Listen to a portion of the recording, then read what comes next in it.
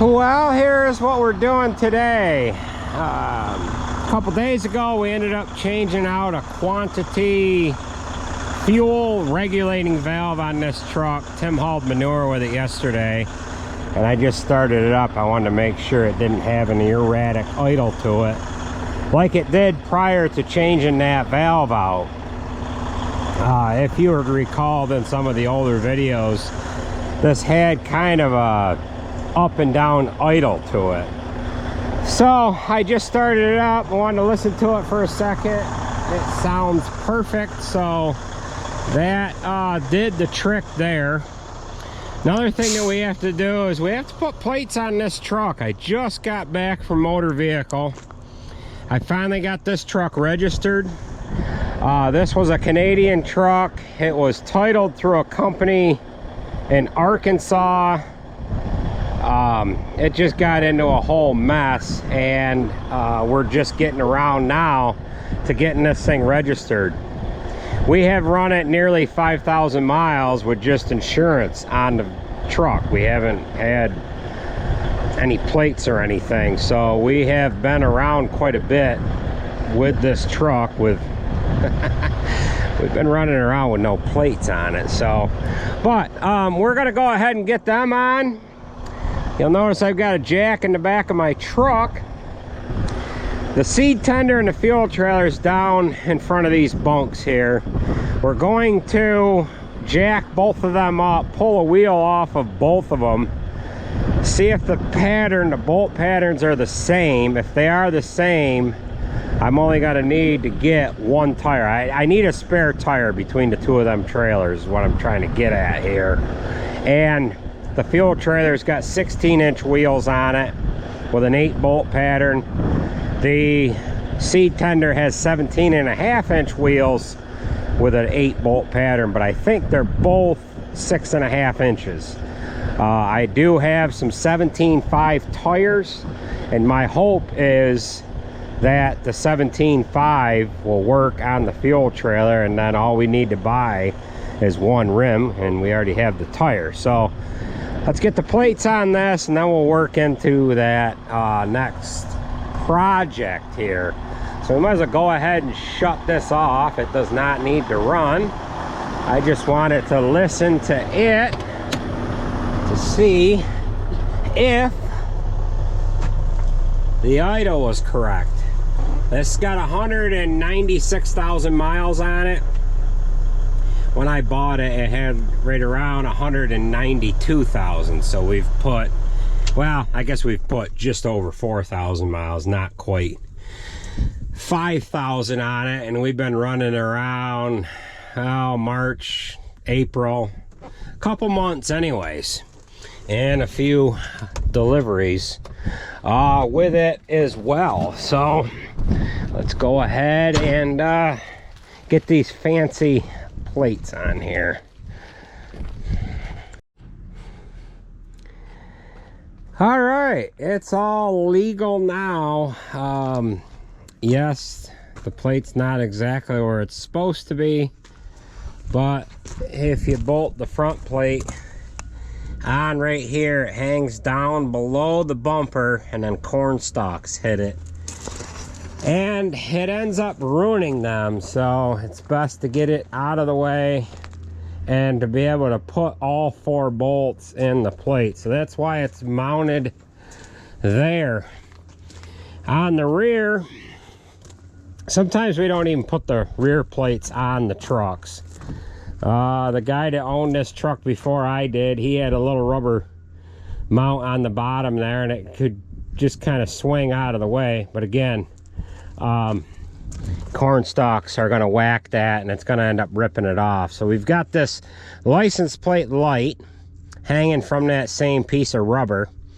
We're going to have to get that off in there and either mount it up here or just get rid of it altogether. You're supposed to have a rear license plate light on there, but I don't think we're going to be bobtailing too much with this truck, and it's really not going to matter. Yes, it's covering up the reverse lights, but it's on the truck, and the only other option is I take it off and put it in the cab. So we're gonna go down to where the grain buggy or where the seed tender is parked and the fuel trailer, and we're gonna screw around with some wheels and tires. So we'll join up with you once we get down near them. All right, so we've got the seed tender and the fuel trailer kind of parked side by side. Now, we haven't talked much about this seed tender. I ordered this back in 22 at the Kentucky farm show there, the one in Louisville. And they were having some issues with getting certain parts. They didn't exactly have the one that we bought, which this is a 2-compartment seed tender. It holds 100 bushel in each compartment. They didn't have this one done, so they sent us a single one that held a 100. So that's what we used here last year. Now you might be asking, why don't you get just the regular ones that hold the totes? Well, we ran and wanted to run bulk wheat through it for when we put and plant wheat here in the fall. So we kind of wanted to use it for that. And I just felt it was easier to just get something that we could dump the totes into, opposed to having something that held the actual totes itself. So this seed tender has 17.5-inch wheels. These are 235/75 R17.5. Now that's an 8-bolt rim. However, it looks like that's a 9/16 stud. And these are 235/80 R16. These are 8-bolt lug rims as well, but these look like they're 1/2 inch, and I'm not sure if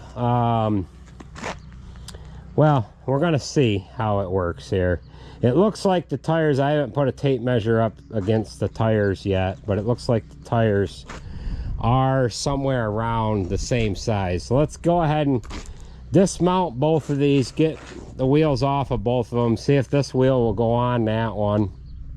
And if this wheel will go on that one, we just need to get one spare. I have 17.5 tires. I just don't have the right rim, 8-hole rim. So let's go ahead and get these off and see what we've got to work with here. Well, it doesn't appear that this is going to work as far as having one spare to go between both trailers. The tires are similar in height. The height is not an issue. However, it is the heft and offset of the rim. The studs that are on the seed tender are 5/8, and the studs that are on this fuel trailer are 1/2 inch. So the wheel that came off of the seed tender is a flat-faced rim, and it's got a heavy shoulder on the nut, which we can just flip those lug nuts around, but and maybe put a washer on there, but there's not, this rim is so much thicker that there's not really going to be enough of the nut on there by the time you get a washer and behind it. So that's unfortunate. We're going to have to get 2 spares, one for this trailer and one for that one. So it is what it is. I brought down a wheel that came off my green Chevy. They are the same bolt pattern, which is 6.5 inches from center of stud to center of stud. However, the offset of that rim isn't right, and that won't work. So the tire wants to rub on the inner fender of that trailer.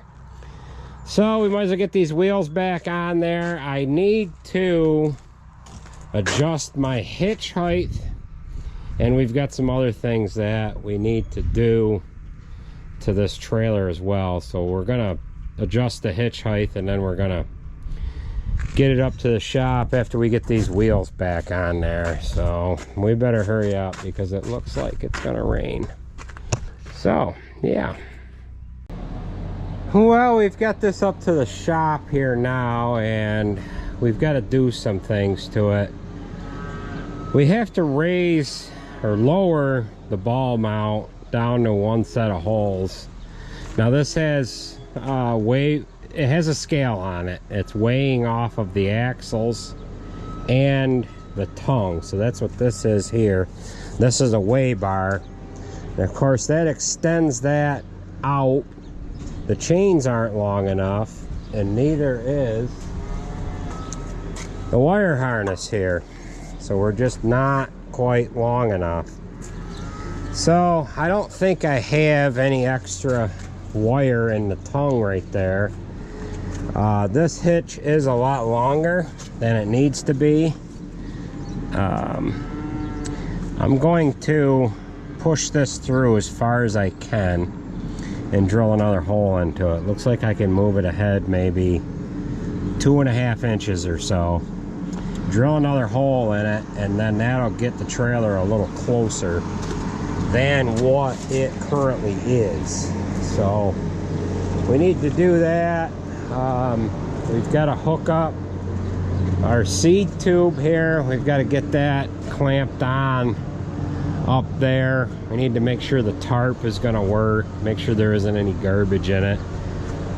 We'll of course have to air pressure the tires, torque the wheels, and just make sure everything is ready to go here.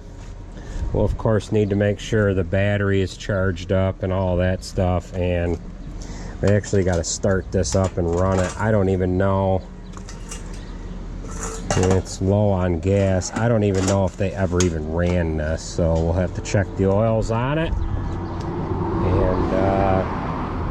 and get this ready to go.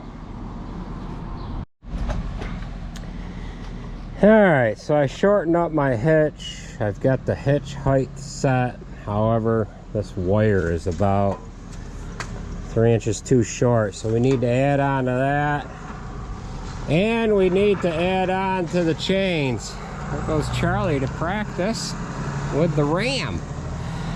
So I'm going to take this plug off and just add on to these wires and get that so it'll plug in, and then these chains, I'll have to take them chains off and put a couple of new ones on there. I think we could use these.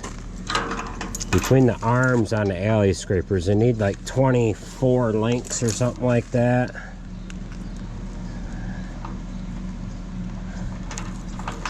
Yeah, they're gonna come up a little short. So just 1/2 inch bolts. We'll take this off, put some new 3/8 chain on there to make them long enough, and get this so that the lights will plug and play on the truck. Well, we are into the following day. Mickey's got this 9410 done. He was here till well after 8 o'clock last night. He's got the injectors in there. He had to time them. He ended up putting a new wire harness in as well. You can just barely see the wire harness coming off the back of the engine that plugs into the injector harness, which is underneath the valve cover.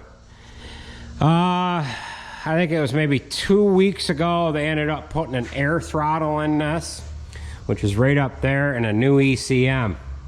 ECM mounted where it is. It's kind of in a bad spot, but that's where they are. And it's quite common for them to have problems because they get dirt into them and whatever else like that. So we've got the seed tender inside here. I've got it just about done. We lengthened the chains, and I ended up lengthening the trailer plug harness. I could have just put a new cord on the end of it and had one splice in it, but this plug here wouldn't have been able to be reused, so we've got one additional piece of shrink wrap and 7 additional butt connectors. So we've got that together. I ended up shortening up the hitch on the truck too. We took 2 inches out of that, and we've got this as close to the truck as we can get it. We've just got a couple of things left to do to it. We've got to put a spout on the end of that auger there, just some kind of a funnel to shut the flow down. We're probably going to use what we used on the other one that they let us use, which all that was is just a piece of pant leg off of a pair of pants. So we'll have to get that on there. Alex is going to take this out and put it up in the hay barn. Kyle's going to be here in a while, and he's going to put 4 brand new tires across the back of this. This has got the original tires on the rear, and the tractor's got somewhere in the neighborhood of about 8,700 hours on it, and those are the original tires on the rear. We have replaced the front ones a couple of different times just because of how much weight the blade puts on the front end, and we usually chew up front tires pretty easy, so this has got a set of BKTs on it. This was the second set of BKTs we've put on the front, and then we ended up replacing the inner ones. I think Jared blew a tire last year and it ruined a sidewall or something, and we put a used tire on, and then being that we had to buy 1 new one, we ended up buying 2, put them in on the inside. We've got 1 decent spare that's got about this much rubber on it. So why don't you go ahead and jump up in there, we'll make sure this thing starts. Mickey had to run the timing on it to get the proper timing with all of the injectors, and he had about as much time into that as the whole job. So that runs a lot smoother than it did when it originally came in here. We originally thought that it needed a dampener on the back of the crankshaft, but the dampener is in good shape. So I'm gonna roll this out, and we'll get some new tires put on the rear.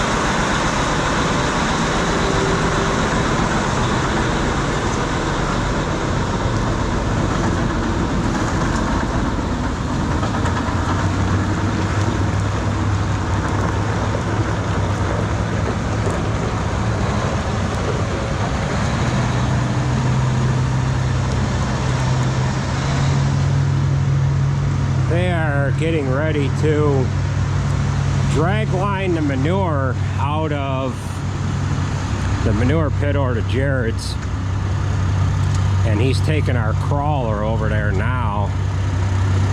With his Mac, Newton is letting us use his crawler trailer. We would be able to put this on the lowboy, but we would need planks for the outriggers. This is quite a bit wider than the trailer itself, and it would be on the edge, so Newton let us use his crawler trailer, and we're probably gonna have to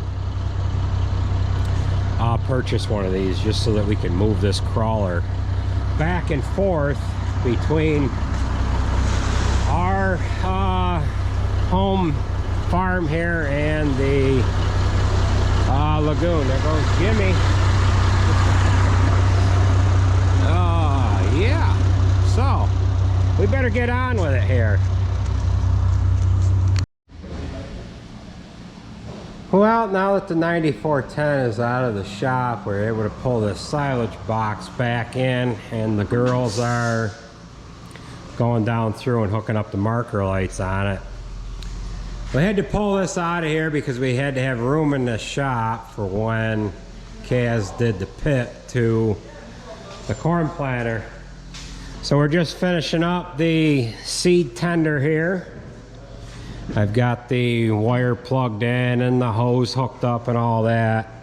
And I ended up putting a pant leg, a piece of, you know, a pant leg to a pair of pants here on the spout here to kind of give you a way to shut the corn on and off for when we're filling individual hoppers. So, how you make it out? What do you think of this, huh? Yeah. I don't want to show too much leg, you know. If I show too much skin, you know, it'll be not so good, huh? Yeah. Well, I guess that is going to do it for this video. I wanted to get some seed into the seed tender, but it's been raining out and I don't need to have any seed getting wet, so we will do that another day. So with that being said, that is going to do it for this video. You guys want to thank everybody for watching? Thank you for watching. Thank you so much. All right, so they're struggling to get the rubbers pushed in, the grommets. Just be careful pushing them in. You know what I did one time? I was pushing one of them in, and it slipped all of a sudden, and my fingernail grabbed that. Okay. Yeah, yeah.